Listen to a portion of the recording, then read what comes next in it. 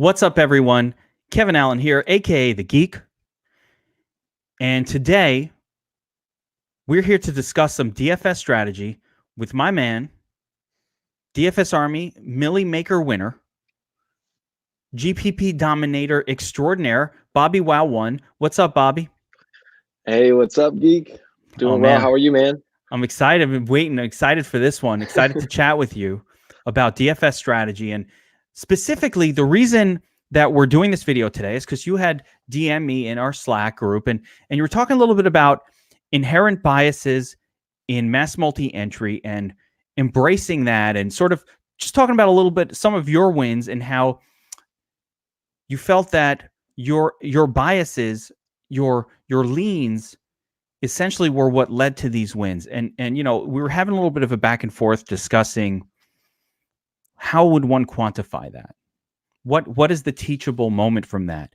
And I do think there are teachable moments, but I wanted to bring you on here and talk this out in this video form so that kind of everybody could get a look and a sense of kind of what goes through. Everybody likes to hear from a big winner, but you're not just a one-time winner. We've got those. You know, I have this beautiful little background here of just a complete domination of MLB in a showdown one day, and you know, multiple top 10 finishes in the FanDuel Millie Maker. So let's go back to the topic at hand: embracing bias. Now, one of the most impressive tournament wins that I've ever seen was what you did in that World Series showdown game. Or I don't know if it was the playoffs, the World Series. We've got it as the background of this video. First place, second place, third place, fourth. Unheard of. So tell me about that game, that showdown, what you did, and why it was a unique approach. I think that was crazy, man. I still, that was probably a one-time only thing with that. But I think at the end of the day, in the grand scheme of things with that contest, it was, here's two teams. One is extremely popular. I think it was the Astros. And the way that MLB Showdowns work, I think there's an MVP, then there's an all-star, which is also weighted a little bit less than the MVP, a little bit more than the flex, and the flex. So you've got more options in terms of how you construct the lineup, compared to like a football showdown where there's just one MVP and a bunch of flex. Now, can I assume, because I don't play MLB DFS and I'm not sure who played this one, my assumption here is that there must have been an elite pitcher on this game or a very good pitcher. And so the entirety of the masses were thinking can't really stack against that, right? So you went against it. Tell me a little, get me those details. Like, what happened there? Yeah, there was an elite pitcher. I can't remember which one it was for the Astros, and the Astros were playing the Tampa Bay Devil Rays, who aren't really known as much for their offense. So there's already this big bias at, you know, Astros pitcher. They have great hitters. Tampa Bay is kind of the small market, less known team. And so the thought process was, after looking at some of the notes and watching, you know, baseball the whole season, hey, the Rays can hit, and especially some of these guys lower in the order who may only have to face the starting pitcher one time. So these guys are going to be really low owned. What would it look like to create in the domination station a bunch of lineups with these guys actually filling that 1.5 MVP slot and the 1.25 All-Star, or whatever those multiplications are? And an embrace of the variance of MLB, where, you know, Houston had all the big name hitters. I don't know their names, but I know they have some big name hitters on that team. And, you know, everybody gets sucked in by those big names, but it's a high variance sport. And all of a sudden, when all these kind of like middling no-namers come through, this guy happened to hit the home run or whatever, you wind up with something. I have the little screenshot up here that looks ridiculous. So that's spectacular. Now, what I would say you did there was essentially embracing a contrarian approach more than a bias, right? Yep. That wasn't a bias. That was just, you know what? This is something that you've DM'd with me in the past as well about other showdowns and things like that, where you're like, hey, you know, whoever this most popular must be played guy. Well, we could even talk about tonight. Tonight, it's probably Michael Thomas. Now, if you play tonight's, that, you know, tonight is a game where you have the Saints going up against the Colts, and the Saints are at home, and Michael Thomas has beasted at home every single game except for one all season. So is that a situation where you look at Michael Thomas and you go, ooh, I'm going to fade him? I mean, is that your first thought? Or Michael Thomas too good? Because I don't think anything could be too good if you told me I either want to fade Lamar Jackson or I don't want to play the slate 3 days ago. Yeah, that's a good question. I think a lot of it has to do with upside, right? So, for tonight, you've got Michael Thomas, you've got Drew Brees, who are going to be crazy chalk. And, what's nice about a showdown is you don't have to make the decision as much of, do I play him or do I not play him? It's more about your MVP. Do I think somebody could score more than Michael Thomas in the MVP, even though most likely he's gonna have a pretty decent score no matter what. So, for me, like I will have tonight, I'm gonna have a lot of Jacoby Brissett in the MVP. I think he's gonna have to throw the ball a bunch. You guys have alluded to this in the notes. And he looked a lot healthier last week. So, guys like him, Marlon Mack, if TY's out, I'll go as Pascal. People to kind of get off that super popular play without even having to fully fade them from the lineup, if that makes sense. So you're still essentially saying, yeah, I'm going to play Michael Thomas. But what if Michael Thomas doesn't smash and everybody's got him at MVP, but all of a sudden Jacoby Brissett runs one in and he throws for 2. And next thing you know, Jacoby Brissett smashed, or he didn't smash, but he outscored Michael Thomas by 2 fantasy points. And that was more than enough to be the difference between winning the tournament and tying with 1 million people for whatever and not making any and losing money, because we know I know you've been attacking the FanDuel one. It's interesting that you default to FanDuel more, but that you've been attacking these FanDuel ones, and you know what happens when you tie. Sometimes you still lose money. Like you put 150 in, you tied for first, and you lost money. And you're like, I couldn't have done better than first place, and I lost money just now. That wasn't very fun. So that can happen. Yeah, it's an interesting approach, and I think people definitely don't embrace that volatility the way they should. Like the probability of something happen is generally lower than what we think it is. Like the probability of Michael Thomas being the highest scorer or Drew Brees being the highest scorer on this slate is high, but it's not 90%. It could be 65%. Yeah. And we have to understand too, right? Like in a showdown slate on a GPP, even if you do have the best lineup with Michael Thomas in it, like you said, you're going to tie. So, I mean, one of the other things you always say is weird stuff happens on these showdown slates, and it's true. More often than a Sunday, you see people who are chalk say that expression slightly differently. If I wasn't at the church, maybe I would too. But I know. I say it slightly differently. So, all right, the secondary, because I don't want to focus in on tonight's slate. That's not really what the point of this is about.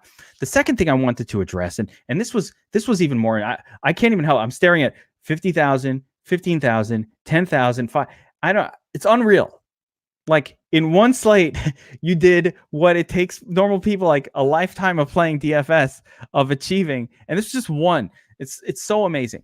That MLB that's showing in the background is just like unheard of. I've never seen it done before. But that is the beauty of embracing being different without being stupid. So, a good way to put it. Yeah, it's without being stupid. This wasn't stupid. It's MLB. Oh, it's like a sharp play in MLB to stack the lineup against a good a good pitcher. That's like what you're supposed to do. Literally, the way that we design, and to be clear, you use the domination station to run these lineups. That's right. Yep. Hell yeah, I love it. Proving the tools. So, the equivalent of it, one of the examples I give a lot, and you mentioned with tying a lot of people, one of the examples I always go to, I've done this many times, you've heard it, I'm sure, is I talk about March Madness and how if you're going up against 1,000 people in a bracket and you choose Duke because they're the favorite, well, 50% of the people chose Duke. So what did you actually accomplish when they won? Now you give them a 30% chance of winning the tournament. 50% of the people in your group chose them. So now, first you had a 1/3 odd of being right, but even when you were right and you only had a 33% chance, now it's a 1 in 500 shot at beating these other 500 brackets. Good luck with that, right? Ain't going to happen. You need a second something unique to pair up with Duke, because Duke alone just doesn't get you anywhere in the field. And that's a little bit of playing Lamar Jackson. It's like, yeah, we know he's probably going to smash. We know he's probably going to break the slate open. But if I'm there with it, that only got me set. Now, the difference with Lamar Jackson was like his probability of doing that was like 80%. Like Right. the probability was way higher than with him than it might be even with a Michael Thomas tonight, or with some other players that are like a wide receiver. Wide receivers are always inherently volatile. Like, what happens if Michael Thomas doesn't score a touchdown? And the beauty of that too is with Lamar, it's different, right? He could go off, without throwing at anybody, or with throwing to some no-name clowns, or second string tight end, whatever. Who With all Thomas, did. Seth Roberts. right. I mean, every name that you've Oh never my heard gosh. of. All my turds. All of them. Gus Edwards. I mentioned them all. Yeah, but yeah. But with Michael Thomas, like, let's look at him for a second. And this is true of any showdown slate. If he doesn't play well and you're thinking, okay, I'm not going to play him in MVP, that has some effects too. Because if he's not playing well, chances are that means Drew Brees isn't playing well either. So now you're looking at two of the chalkiest guys just because one guy doesn't perform. Now you have a real edge on the field. Does that make sense? We've seen it. We've seen, not to say that it's frequent or common, but we've seen it. We saw a game where Taysom Hill scored 2 touchdowns, which led to a terrible game for Drew Brees, led to a terrible game for Michael Thomas. Listen, how many of us on that Thursday? I mean, it wasn't that long ago. And so if that happens twice a year, what is that, 20% of the time or 15? Like, it wasn't that long ago that I had Michael Thomas going into the final game, and I'm thinking, I got this, and all of a sudden, he's the guy. Yes. He was the one. He was the Fredo who betrayed me. Fredo Thomas.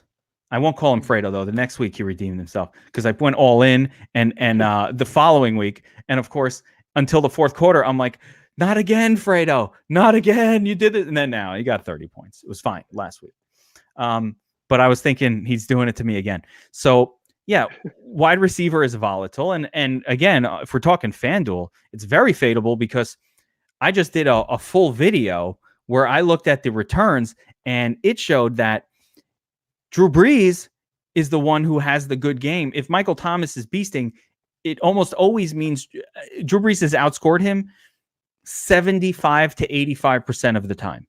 So if Michael Thomas did 21, Brees got 23. It's been close, very close. But the second part of what I wanted to explore, so yeah, it's being smart about your contrarianism, not getting completely ridiculous with it.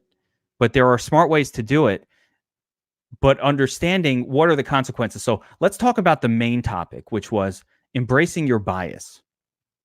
Tell me how you've done that and what you've seen both positively and negatively from going in with a bias, a not perceived, but a real, we call it a bias. We just call it a lean and say, I like this spot. I'm going all in. Have you done that before? Absolutely. Yeah. More and more, I feel like it really comes down to 2 basic questions for me. Where are you taking your stand? Because in a GPP, you better be taking a stand. And 2, well, why are you taking a stand? You just said something that's huge. This is something I talk about a lot and people don't get it. You just said you better take a stand in GPP. So let's expand on that. In GPP, you better take a stand. Why? Tell me why. Why do I need to take a stand in GPP? I'm making 150. I should be able to cover every eventuality, no? Because like you said, there are thousands and thousands of other people that are creating lineups and they're spreading themselves thin. You taking a stand gives you much better odds. If your player goes off, you're actually going to be able to win some money potentially. Whereas if you're spread out, you have one lineup, most likely it's going to be similar to everyone else's.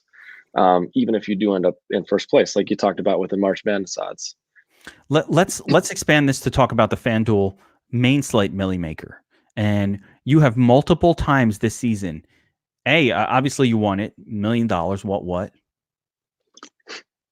Bobby's the only person amongst us whose wife doesn't mind him spending all his time playing DFS now. She's like, no, go play, honey. It's fine. I got the kids. I got them. It's all good. I'm taking him out. You stay. Research football. It's fine. They're the only one. That's it. Even my wife, she's like, you're always watching your football tape. Come hang out with us. I'm like, so I have a business. No, you don't care?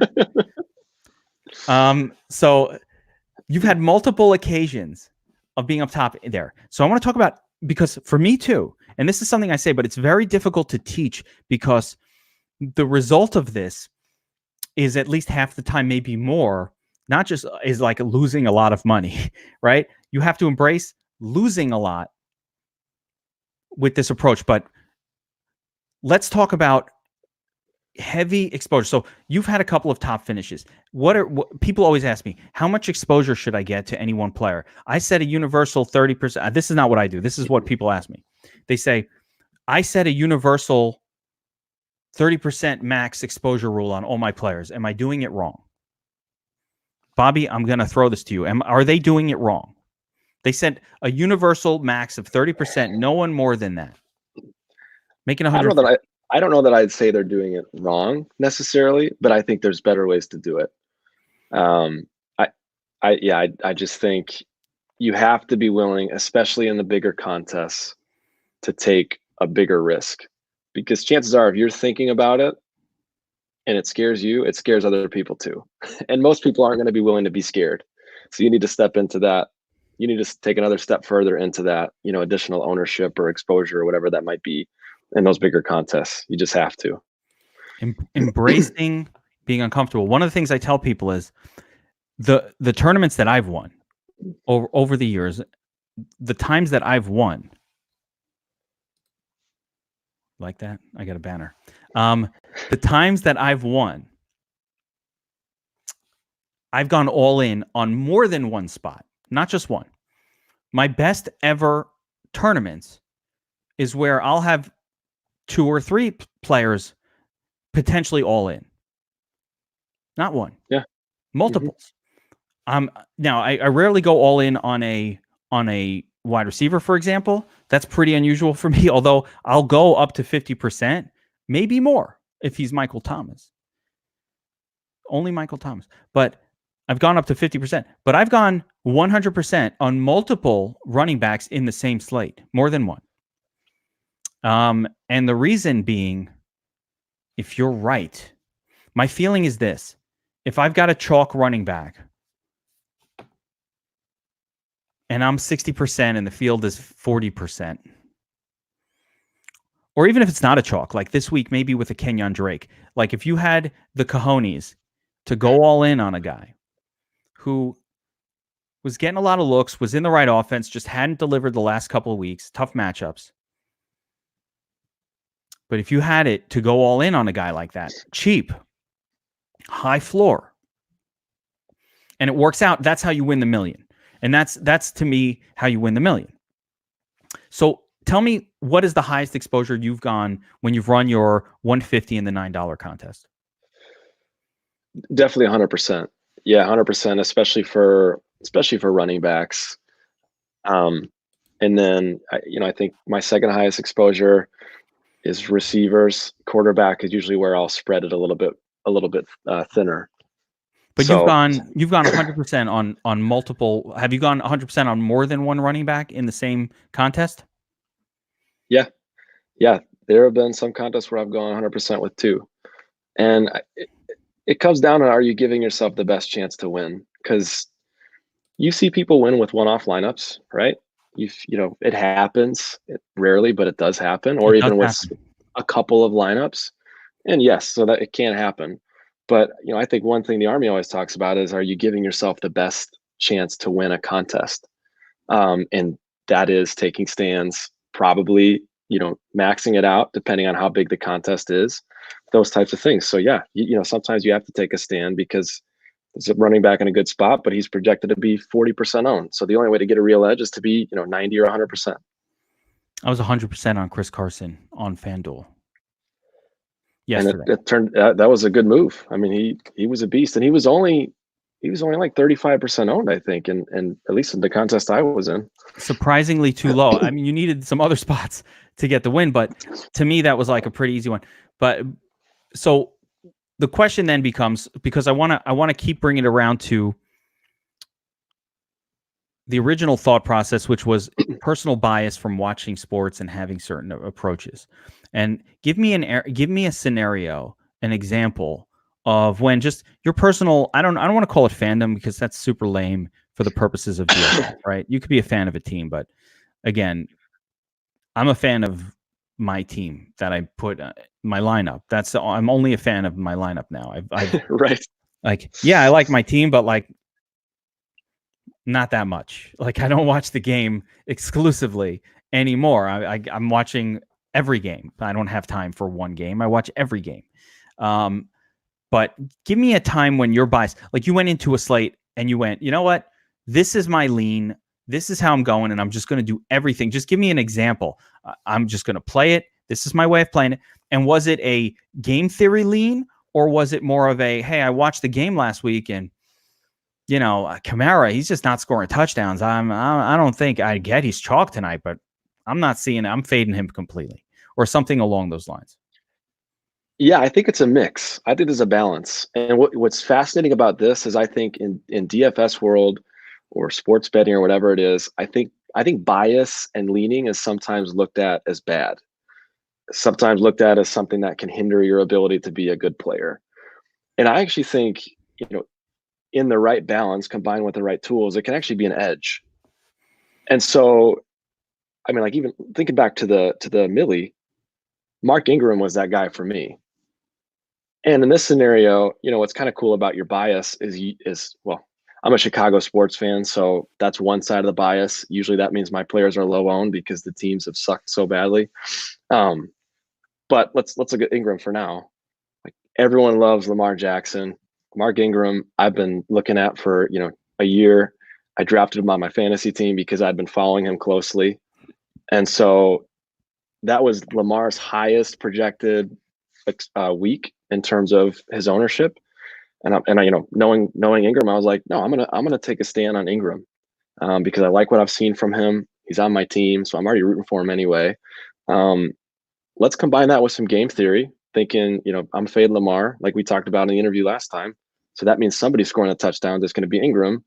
And that led to the victory for me. That was huge. And that's actually like what you did there. We talked about it on the interview because I see it different. That's a DFS approach that I use all the time. That like I try to train my brain to see these things.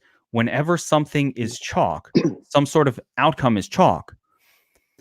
One move in tournaments that you want to make is consider what happens to cause that chalk to fail. Mm-hmm. And then what would that benefit? So whether it's this picture in the background here of a chalk stud pitcher failing and the offense against him producing all the runs at massively low ownership, whether it was the $1 million win where that was a week 100%. I don't remember who they played. I don't remember. But all I know is everybody's on Lamar Jackson. Even as a quarterback, he might have been 35% owned. All of his weapons, Marquise Brown, Mark Andrews, everybody was all over that group. That was a special week for Lamar Jackson. It must have been a great match. Maybe it was Cincinnati. It must have been some bad team that they were facing. Was it Cincinnati? I don't remember who it was, but it was a bad team. Somebody like Cincinnati. It was some pushover garbage Miami. I don't know. It wasn't Miami, but something. And you should remember this. You need to like. I know, it's terrible. Make a shirt or buy a jersey. What do you do? How do you not have a Mark Ingram jersey? Crazy. That's terrible, man. I should have bought you. You know, I should have bought you that. That's on me. That should have been me buying you that. That's my fault. And now I'm taking the blame for that. That's on me. But what you did there is a move. Like it's funny because I don't play MLB DFS outside of testing our tools out. I just don't. Because I need a break mentally between the seasons. Are you looking up the lineup to see who they played? I was trying to see, yeah. Yeah, but that is an approach that you should be using. And if you're watching this, you guys should be using this. figure out who the chalk is, and especially if the chalk is just a mediocre chalk who's there because the slate just doesn't have any other better options. And for your tournament entry, play the thing that will cause that chalk to fail. Think through whatever that chalk piece is, whether it's a pitcher, whether it's a quarterback, whether it's a running back or wide receiver, whoever it is. So in your case, and that's why I said it was so genius, everybody was taking Lamar Jackson this week. And you said the only thing that will cause Lamar Jackson to fail is if Mark Ingram. Now, how much percentage exposure did you have to Mark Ingram? I can't imagine a ton. He wasn't doing much, but did you have a lot? I mean, how much of a stand did you take in that contest? Do you remember? Oh, 7:57 primetime saying it was the Chiefs. Yes. Yeah. That sounds right. So that's the beauty of the bias. Like with analytics and data, that in itself is going to put more ownership on a player. So that's where the edge comes in with Ingram. I knew he had just as much of an opportunity to run the ball against the Chiefs, and watching him, I knew what his upside was. And so my exposure didn't have to be 100% because his ownership projection was like 2%, maybe even less. Yeah. So I think I ended up with 25 or 30%, which was massively 10 times over the field or 15 times over the field. That's the edge. That's the beauty of the ownership projection as well. So you could start to figure out, all right, how much exposure do I need to this player to make it an edge in my overall tournament exposure? Because you do have to look at your entries when you're mass multi-entering as a basket, like a stock portfolio, right? So if my portfolio is massively overweight Mark Ingram and he has a good game, it's going to lift the entirety of the portfolio. And hopefully he will find his way onto teams that are good elsewhere. Because again, we know winning a Millie Maker is not just about picking Mark Ingram on a good week. It's about picking every single player who has an incredible day all at once. And it's really, really, really hard to do. And most of us will spend our whole lifetime trying to win one and never will. That's how hard it is. That's how long those odds are. And you've had top 10 finishes more than once this season in those. So the approach absolutely works. I'll give an example of what I did at the King of the Beach. That was a similar thought, but again, a little bit smaller scale. I'm not running 100, but in that contest, it was a Matt Ryan chalk week. The Falcons were taking on the Bucks, I think, and of course, you got to load up on the Falcons. Everybody taking on the Bucks. Got to load up. Everybody was loading up on Matt Ryan to Julio. And there was a bit of a FOMO going on where it's like, I'm thinking like, but Julio hasn't had a good game all year. Now I'm going to be 50% exposed. Like I'm going to just go with the other 50% of these people. Now I wanted to just completely say, forget Matt Ryan also. And if I had, cojones, I would have done it. I was like on Brian Fitzpatrick, 25 points, 5K. I was on it. I clicked it. I talked about it in the Players Club that Saturday in my video. Fitzpatrick is your best play this weekend. And of course, when it came down to it, heart pounding. I can't. I'm taking stands elsewhere. So I said, I got to be a little different. So I went and just put Ridley in there and faded Julio, which was good. Yep. I was like, I'm not playing Julio. What are you, nuts? That was like the ultimate, I'm not doing this. But the true move was forget this whole thing. Or the sharpest move was play Winston at the quarterback position. Like, why not? It was because the Falcons had played good defense the 2 previous weeks. So there was this thought like, whoa, what if they're good now? And I'm like, they're not good now. I said it again. These were thoughts that I went over in the video. But so I had to be a little contrarian. So I went and I played Ridley, thinking let the whole group play Julio, let him bust. And if Ridley has the big game, I will leap on the crowd. And I did some other contrarian things, but I mean, it got me halfway there, 14th place finish. So it wasn't bad. Had I embraced really what I wanted to do, the other piece of chalk that week was Alvin Kamara. Bad chalk. And it was obvious bad chalk. But there was no value. It was really hard to get. There were no running backs on the slate that were any good. But I don't want to talk too much about that. But the real point was, it was everybody's going to be on Julio. Let me do slightly different, but not stupid. Right. And I think that's where the bias comes in. And I'm having a really hard time trying to figure out how to put this into words, but maybe this is it. Your bias, and let's just define bias as, a leaning, a hunch, maybe it's a, player you like or dislike. Your bias maybe is that final push when your heart is going like this and you've seen some things in the notes. You're like, oh, there's some flags going up. Maybe that's bad chalk, or maybe that's a low owned guy I should play. The bias is the thing that pushes you over the edge to actually play that person. Like another example for me was the showdown. It was Texans Patriots. I can't stand Tom Brady. I can't stand the Patriots. Tom Brady's been playing poorly. He's getting old. I think this is probably something that's just going to be. This is who he is now. This season, he finally hit that edge.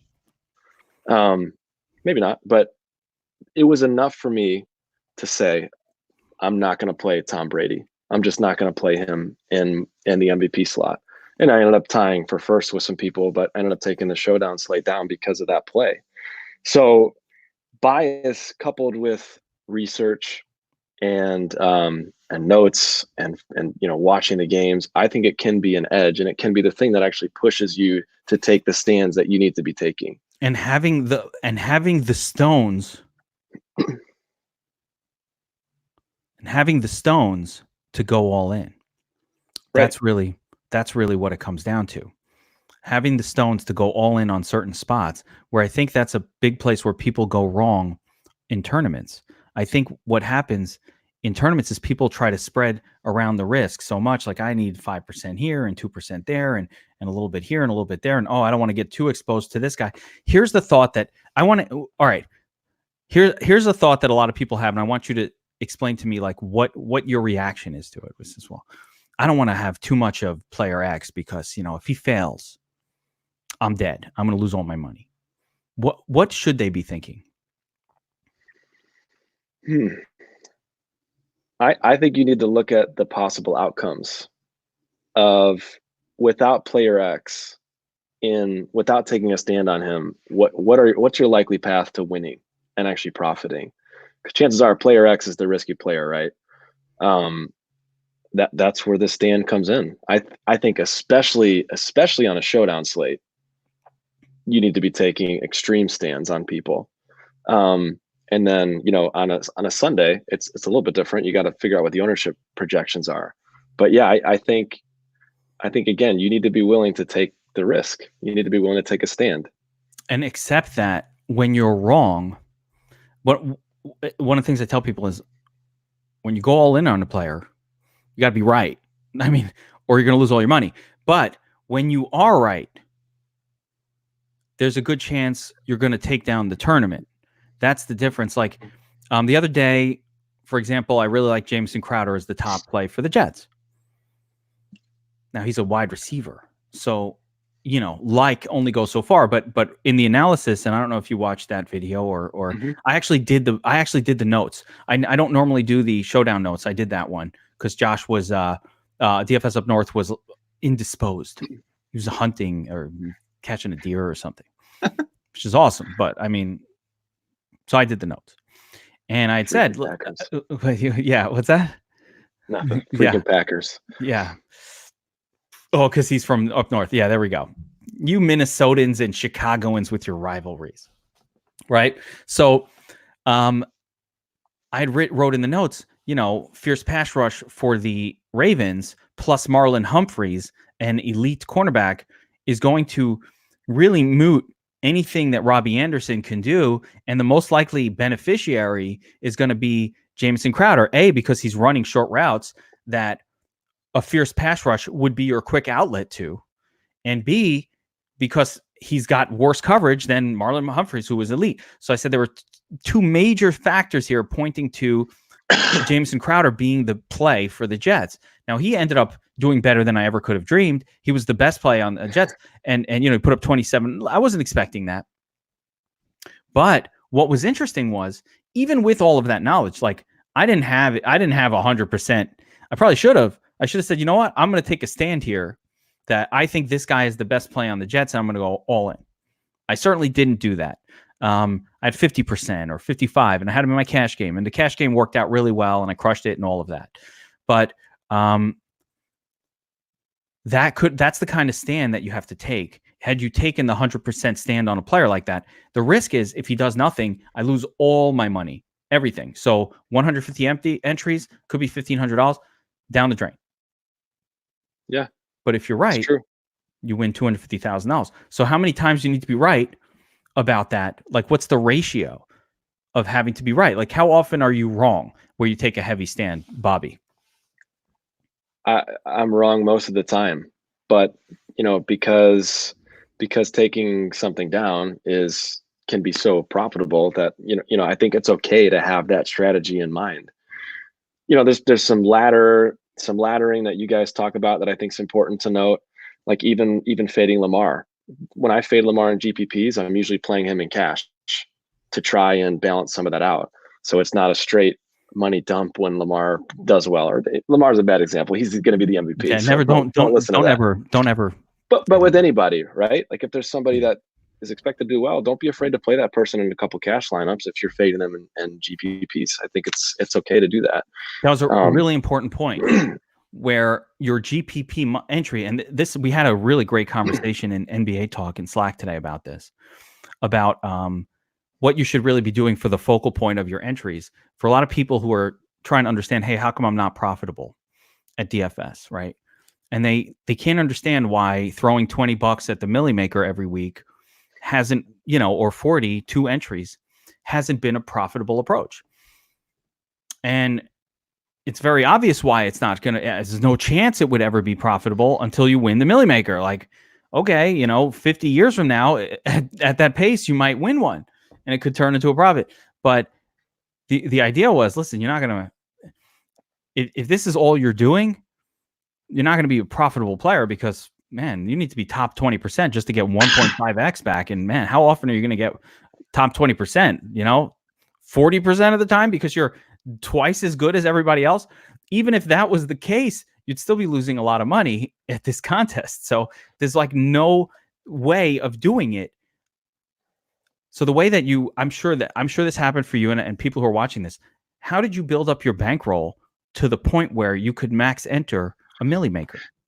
How did you get there? I know you didn't put in $25,000 to get started with playing DFS, man, because if you did, you're pretty unique. Definitely not. And I think that's the key. And people don't like to hear it as much.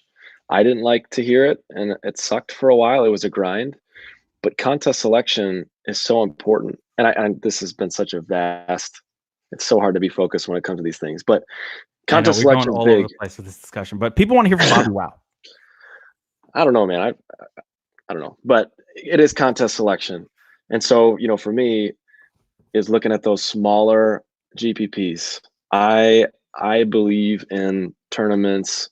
Obviously now, I did before. I think that's your best bet to taking something down and being profitable. And so, they have 5-cent contests, 10-cent contests. FanDuel doesn't do it as much anymore, but DraftKings has like the $1, 150 entry contests. I mean, those are the types of contests that I would encourage you to look at and start at. That, taking a couple of those down, or I think I finished top 5 in 2 of those, which helped me get bankroll for baseball, which I then took down, which helped me get bankroll for the Millie. But it all started with the 10-cent contests. Not only because I could afford them, but because it was a good place to learn how running 150 lineups actually works, how correlation works, how taking stands works, what that looks like played out, live. So without a ton of risk, exactly. When you're for the first time ever mass multi-entering and you're doing it in a, let's say on FanDuel in a $5 contest, and let's say it's $750 in entries, and let's say you've never put $750 in entries into anything because your entire account only has $2,000 in it, you're going to play that one scared. That's a scary one. That's like, oh man, I can't afford to lose this or I'm done. But if you do the same approach, but it's a quarter game and it's $37, or if it's at one of those dime games, it's like, whatever, $10 or $15 or whatever, then you could say, you know what? I've been thinking that the sharp play, or I heard Bobby Wow on a video with the Geek talking about how the sharp move is to take a heavy stand in these contests and be right and then see what happens. So let me take a heavy stand in like 10 of these over the next 10 days. Hopefully I'm right once or twice out of the 10, because that's the part that I think people miss, is that you're losing most of the time. Like, they're not getting it. You lose most of the time when you attack these tournaments, and it doesn't feel good to lose.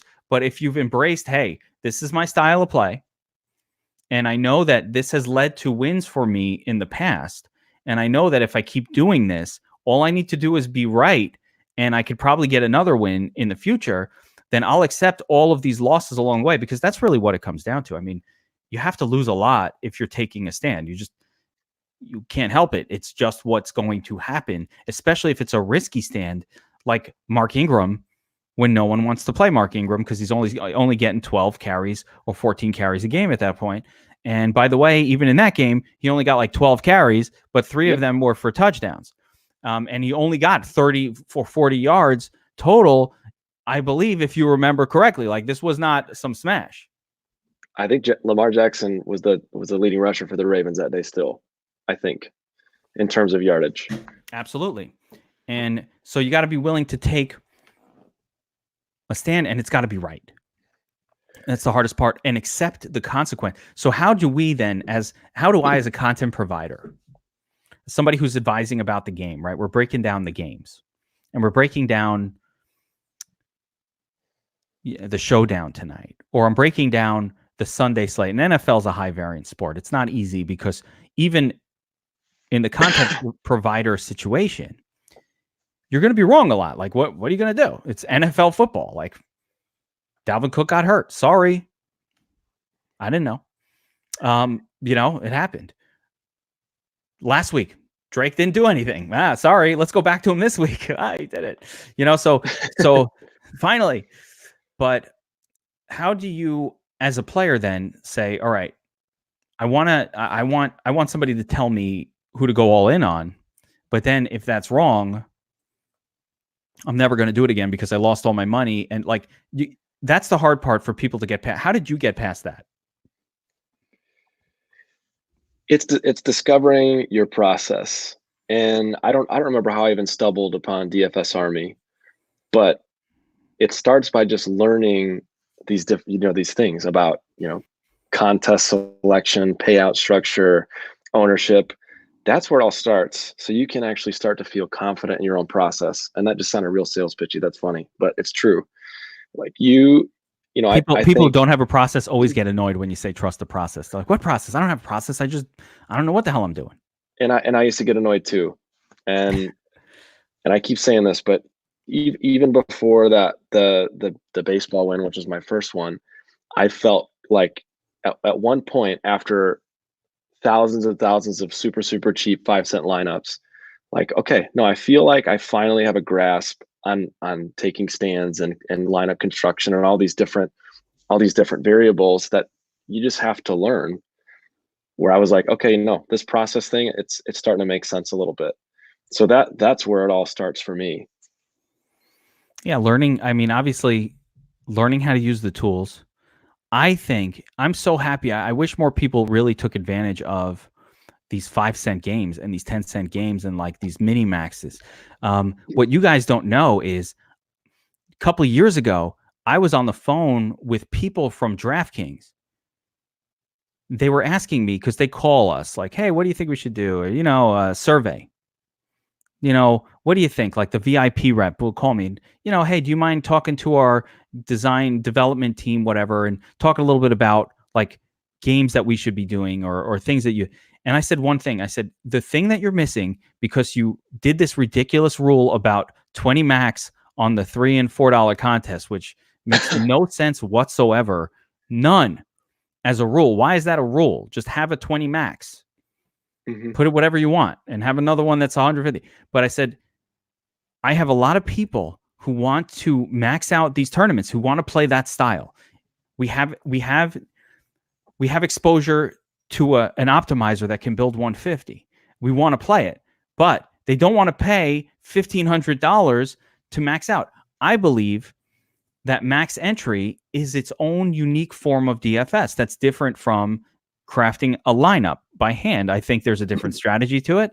I think it's a different game in many ways. It has its own funness and strategy. Why can't I play it if I only have, $100 to spend on the slate? It's not fair. And so then they introduced, I said, I would like you guys to do something for $1, for $2. I would rather, I actually wanted them just to do it with the 3. I said, make 3 or 4, not both of them. Make one of them. But I've seen they've actually done some mini maxes before. But then they introduced the mini max and they said, thank you for doing this. Because at the time, FanDuel would do a quarter game. And I told them, I said, the FanDuel quarter game is filling up like 150,000 entries. You guys aren't doing anything. So that's how we got the mini max. I like to credit myself. I don't know if that was, maybe other people said it too, but it popped up like a week after I had that conversation. So I feel like I had something to do with it. I really do. But practicing on those contests is so key. And you could practice like, what I try to do is I practice like really extreme versions of what we're talking about right now. So whenever I'm entering a showdown, I'll have my regular showdown entries, but in the quarter and nickels and these little games, what I'll do is I'll just go all in on my lean. Now they're usually wrong. I'm usually wrong. Sure. Sorry. As is everyone. Yeah. Well, that's the thing. They're like, well, what do you mean, Geek? How are you usually wrong? How's Bobby Wow ever wrong? He's a fucking millionaire. Excuse me. He's a millionaire. He made $1 million. He can't be wrong ever. How is he wrong? And it's like, that's what happens. You take a stand. Bobby, how are you? Man. How is that possible? I don't believe it. I'm wrong so often. It's funny because, you always see the wins, right?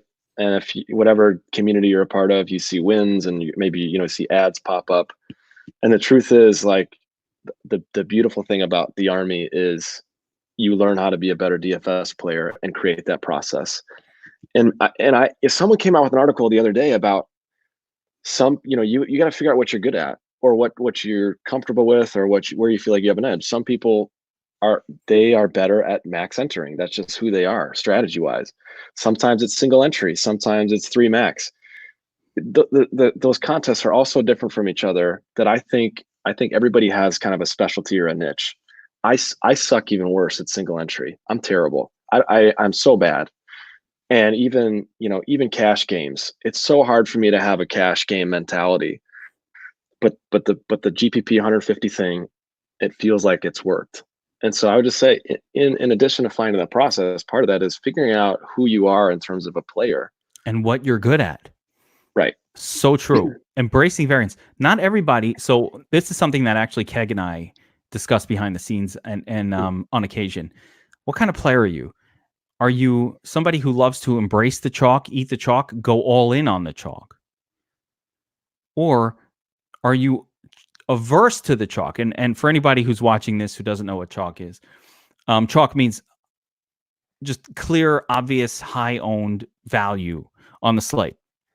Somebody pops up and it's just like, you must play him because he's a starting point guard for a team. He's $3K. He's the cheapest salary. He's going to start. He's going to get 30 minutes. We've never seen this guy play before, but I mean, he's starting and, he's going to have the ball in his hand and he's so cheap. How could he not? So we have to go all in. So it's like, now you have a choice. You could say, everybody's going to be on this guy. I've never seen him. I don't want to play him at all. I'm off. Or you could say, he's only going to be 60% owned and he's $3K and he's starting at point guard. What are they, nuts? I'm going 100% on this guy, and that's how I'll get my exposure.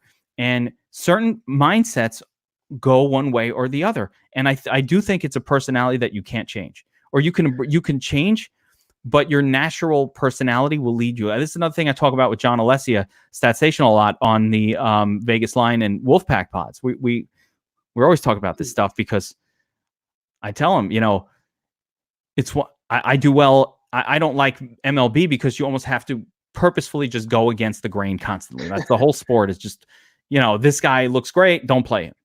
This pitcher looks amazing. Don't play him. That's like baseball. Let me play the offense playing against him. What we talked about before.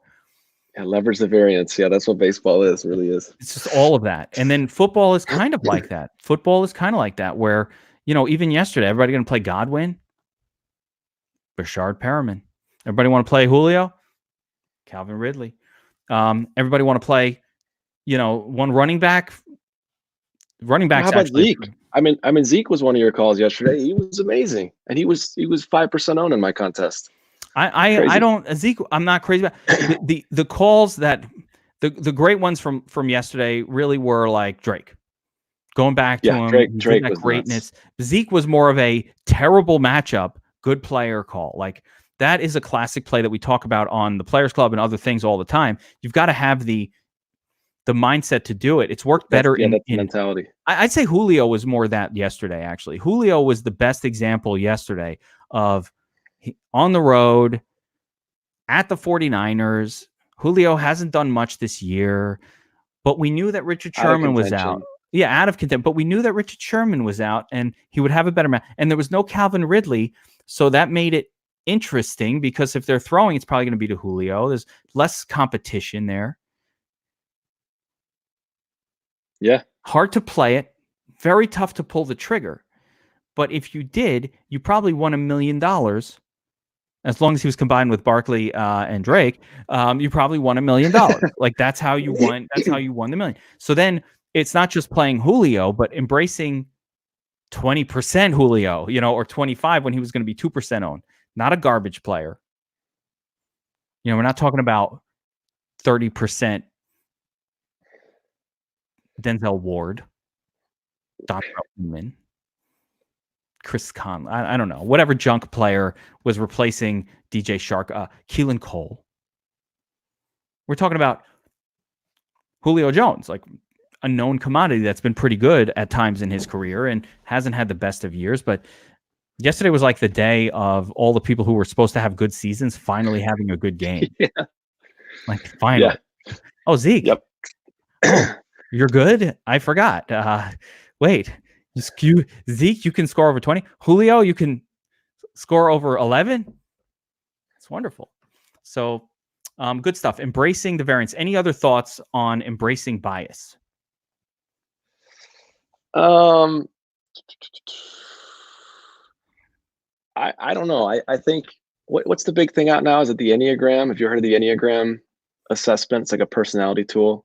Okay, maybe you need to come out with, take a look at the Enneagram. Maybe you need to come out with something about DFS and the Enneagram and how your personality type influences the way you play DFS. That would be fascinating because I think you're onto something, man. That would be awesome. I know it's the thing. And what I say to people, and this is controversial, and it's funny because we had a lot of these conversations in the NBA chat today and yesterday and a little bit. I'm trying to get it to the point in DFS Army where there's a lot more constructive discussion going on in these channels because, part of what happens is I get lost in my Geek Speak room, and I'm just in there and there's so much going on in there that I'm not necessarily watching every other channel. And I jump into NBA and just hear, oh man, I've lost for 20 every day this month. And I'm like, first of all, how are you losing every day? Our optimals are hitting at a 66% clip in NBA. Like if you have not won all month, you're doing something very horrifically wrong that we need to correct, dude. All you need to optimize and you're like winning at a 55, 60% clip. Well, I did that, but I did it once and I didn't win and then I didn't want to do it anymore. And I'm like, dude, if you allow one night's results, like Saturday night I played NBA. I've ever came out with zero or like $6. It was like 700 in, $5 out. Like it was so bad. I've had those nights. It was horrible. And of course, it was the one night where I fought against the domination stage. I mean, don't get me started. I think the Dom was right. I was like, why isn't it giving me Harden? I adored him and it still won't give me Harden or Paul George. Now I am locking him and I forced it with a lock and it was a big mistake. Never do that. But because Harden was, but the point was, I was like, that's a one night thing. One night. You cannot judge based on one night, but what you should judge based on is, hey, one of the things that I'm against, I don't think people have to play cash games. You don't have to, but what I want everybody to embrace is small tournaments. Now you've already graduated to the point where you figured out, I have one thing I like to do, and I like to mass multi-enter. This is my game, and I'm good at it, and I've looked at my past, And you know what? That's where I'm most successful. That's where I made most of my money. These other contests, I don't really find myself profitable. Then embrace it. Embrace that. Just be that guy. That's awesome. That's an awesome thing to be. But there's also people who are like not that good at mass. Most people are really not that good at mass multi-entry from what I've seen. And it's hard to do it. Or don't have the time, right? I mean, most people who, it's just hard to find the time even. So you also have to have a mindset. I don't think it's just simply about the time. It is about the time in terms of that's very, very important. But there's a certain mindset that it takes to win them. Oh, definitely. And if you don't have it, I embrace differences in people across the board. Like even with the DFS Army staff, you're getting to know people, you try to figure out, hey, what are they good at? So then I could put them in a position to do something that they're good at, right? Because I don't want to have somebody who's great at writing doing spreadsheets. You're a really great writer, right? You know, or somebody who's good with games theory. So you have all these different talents. You got to figure it out. You have to embrace what you're good at as a player, right? Some players are good at crafting one lineup. I told you I had the few weeks where I had to fully and exclusively concentrate for the King of the Beach stuff on just one lineup. And man, it was a different experience. It worked out really well. Like both of those lineups were very, very good, or all three of them were very, very good. Fourth place in the 200, 14th place. So it's like, hey, when I sit down and all I think about is one lineup and I fully concentrate all my energy on it, man, it turns out to be a pretty good lineup. Not good enough to win a Millie Maker, but good enough to win a high dollar 50-person contest. Mm-hmm. Yeah. So maybe that's what one should play. If it costs me $750 to make 150 lineups in a $5 contest, but let's say I figured out I'm not that good at mass multi-entry. I'm too chalky, and I'm not embracing variance enough. It's just my personality won't allow it. I'm not saying this is me. I'm just saying as a player who's listening to this conversation between us, thinking about who they are as a player. Now, we know who we are, I think. I don't know who I am. You know who you are. It takes a while to get there, and I guess you never, at the end of the day, you never truly know. Yeah. No, you do. You know if you're embracing game theory, if that's your mindset, if you've got a GPP mindset, as we like to say. Somebody, I'll give you an example. Somebody in social media not reached out in like a mean way, you know, because that's what people do on social media. They're not kind, in a mean way, and said, "You guys suck. I saw your GPP sheet and it said to fade Barkley and you're terrible at DFS."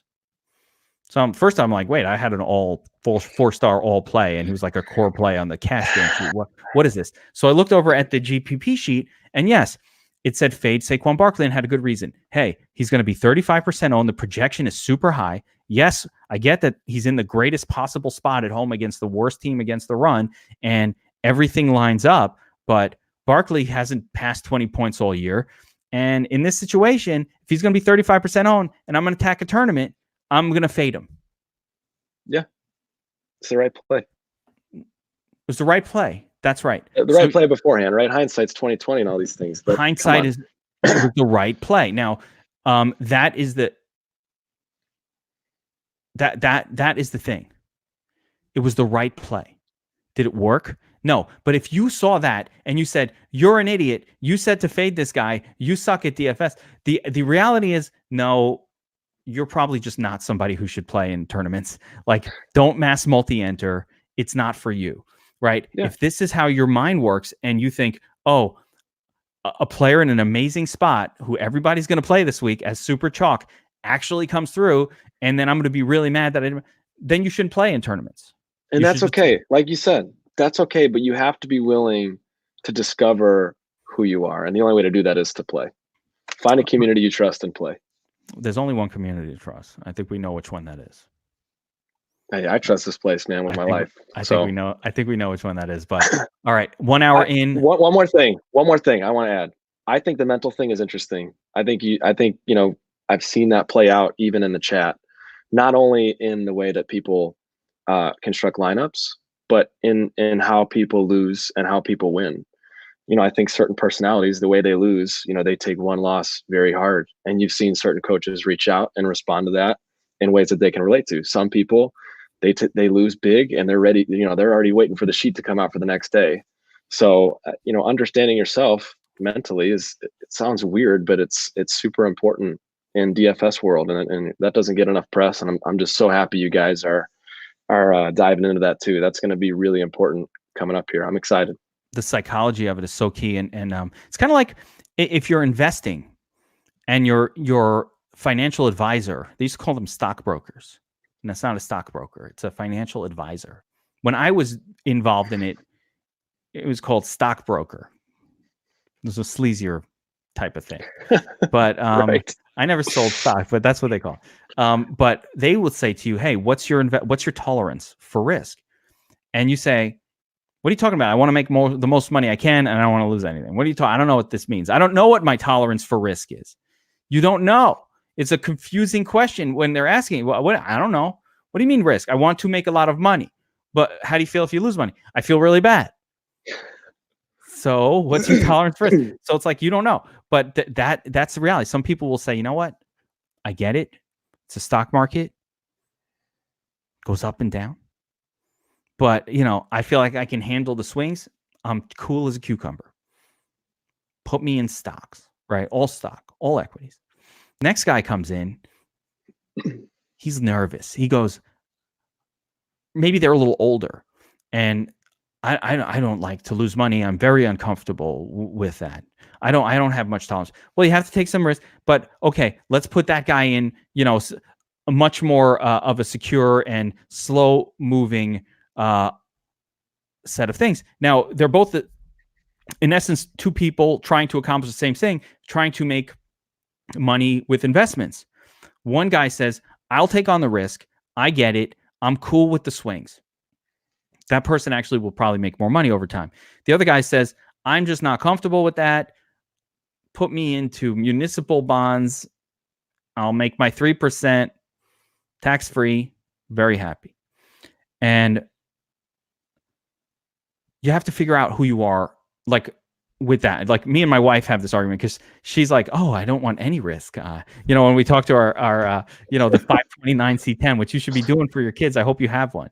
And if you don't, you damn well better after this year have a 529 account for your kid, right? When you sign up for that, they ask you, like, well, how much? Do you want to be conservative, aggressive?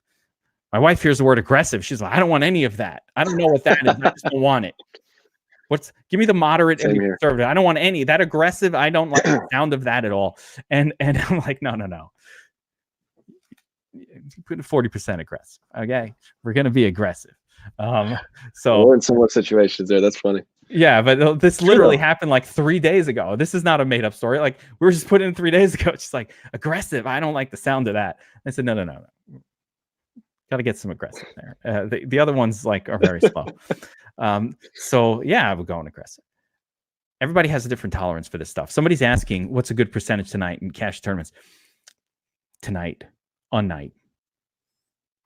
It doesn't matter. That's really what it comes down to. Like, literally what we're talking about here is cash games. Yeah, we have something called the DFS. I'm going to put him up here. In DFS Army, we have something called the DFS Army ladder. Okay, this was something I invented in 2012. Bobby, if you want to know how long this went back, this was my first ever strategy. It was called FanDuel Winning Strategies in the blog that was called dailyfantasyadvice.net. Back in 2012, I wrote an article because I had figured out when I started playing on FanDuel in 2011 a system for how to enter contests without losing money, because I hated losing money. I was very averse to losing money. So I was like, back then it was a lot easier, but I was like, oh, if I take my $50 and I just make sure that my cash games, which I was winning almost all the time, it was just different then. It was not like now. It was very easy. No one had projections or an optimizer. There was nothing. People hadn't figured out to look at the Vegas lines. That was my big innovation. I was like, oh, let me just look at the game total, and that'll tell me what games to be on. Oh my goodness, that was the innovation of the century in 2012. No one was doing that. So I'd figured that out and really quickly had to project based off of just looking at the game total and being like, oh, if on average these guys score this much, you know it now. So I figured out, all right, if I just put 50 to 60% of my money in cash games, then even if I lost in the tournament, but made the cash line, I would be break even for that lineup. So it gave me another bullet. And my whole goal was, I had this idea as like, to win a tournament, I just need the more bullets I have to throw against the tournament, the better my odds, because 1 in 15,000 is a lot worse than 1 in 7,500, which is if I threw 2 at it, or 1 in whatever if I throw 3, or 1 in 15,000 if I put 100 in it. So I figured the more times I enter a lineup, the better my chances of eventually finding that elusive win. So when you talk about how much you can do 50 to 60% cash games and just leave the rest, 70, 80% for some people. But I also will say, and this is interesting, and I know it's not something you would do, Bobby, but I'm okay with nothing in cash games, but as long as the tournaments are small. So if you're not comfortable playing in cash games, maybe you don't have that much bankroll, my focus would be on contests with like 10 entrants, 30 entrants.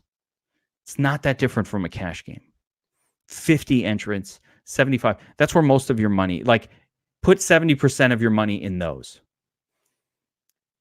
And then jerk around with the other 30% of your money in the MME, in the nickel game. It's hard for me to just like come up with dollar amounts, because somebody could be talking about $12. Somebody could be talking about $1,200.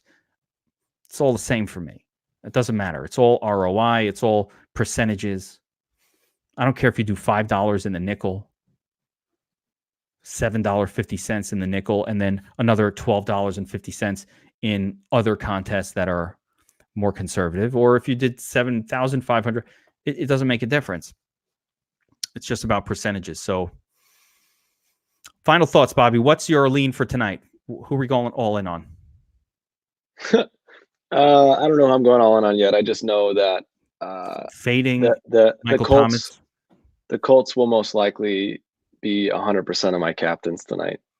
Colts or MVP will be 100% of his captains or MVPs. I love it. That is so Bobby. That is so you. I'm telling you guys, I get like a DM from Bobby's like, I'm totally fading, and whoever that chalk is just like, oh, I'm definitely not playing it. Every time I'm like, yes. All right. You've just quick word of advice. If you're going to play the tourneys tonight, on FanDuel, the big one is nuts. 90,000 people, 100,000 people, whatever it is now.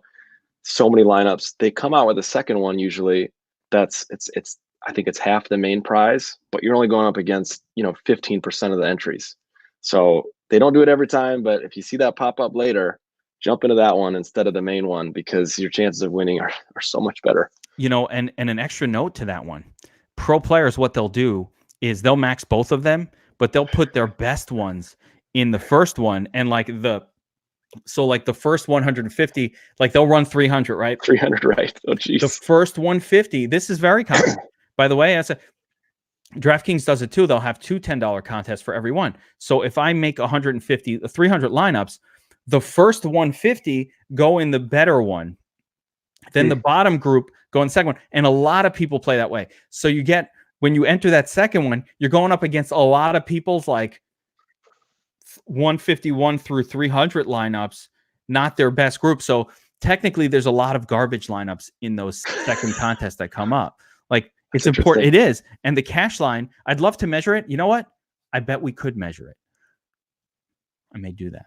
I'm going to go look at cash lines after this. There are places where we can, the results database on Roto Grinders, we could look, but I bet you, without having ever looked at it, that the cash line for the second contest that comes out is higher than the first one. Even though it's a smaller contest, just because people are throwing their garbage lineups in there. I'm telling you that happens. So I'm going to check that after this. Let's call it a day. Bobby, thank you so much for coming on. Anytime, you are welcome. If you ever want to do anything DFS Army-wise, we are going to do it. All you have to do is say, Kevin, I want to, yes. Whatever, yes. I will always say yes. So you're the GOAT. We love you. You are. Love you guys, man. This is awesome. Thanks for letting me talk randomly about things. I love learning from you. Let's keep doing it. This is exciting. Awesome. Thanks so much for jumping on this. Take care, everyone. We'll see you next time. See ya.